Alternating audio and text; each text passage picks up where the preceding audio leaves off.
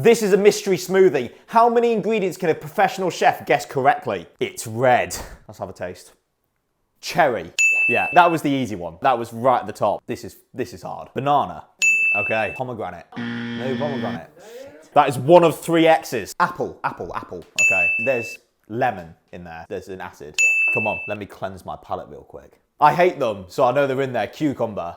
Yes. The redness in colour is making me, and the earthiness is making me think beetroot. Okay. Here's a rogue one.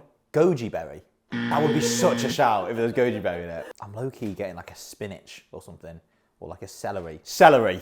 Spinach, isn't it? I was going to say spinach. Is it spinach?